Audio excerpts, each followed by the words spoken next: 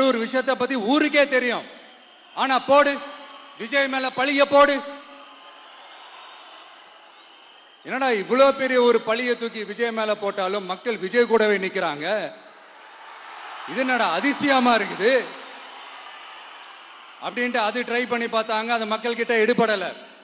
சரி, அடுத்து வேற என்ன பண்ணலாம்? முடக்கு. ஜனநாயகனா முடக்கு. படத்தை முடக்குனா கொஞ்சம் பையன் கொஞ்சம் டிஸ்டர்ப் ஆயிடுவான். அதனால படத்தை முடக்கு. இது யாரு முடக்குனாங்கன்றது உங்களுக்கே தெரியும். அது நான் சொல்ல வேண்டிய அவசியம் உங்களுக்கு இல்லை.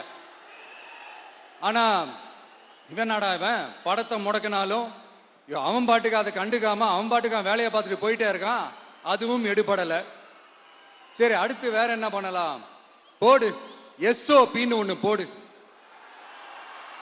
விஜய்க்கு மட்டும் தனியா ரூல்ஸ், தனியா ரெகுலேஷன்ஸ், தனியா கண்டிஷன்ஸ். அவனுக்கு மட்டும் போடு. மற்ற கட்சிகள்லாம் விடு, விஜய்க்கு மட்டும் தனி கண்டிஷன்ஸ் போடு. அவன் வெளியவே வரக்கூடாது, மக்களை சந்திக்கவே கூடாது. என்னாச்சு? அதுவும் எடுபடல. சரி, அடுத்து வேற என்ன பண்ணலாம்?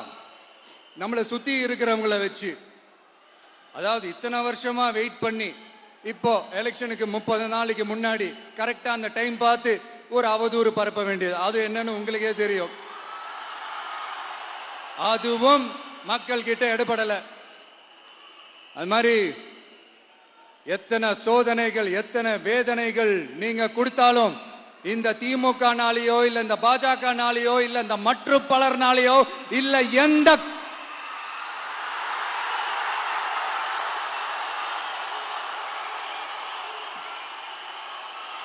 வேற யாராலையும் என்ன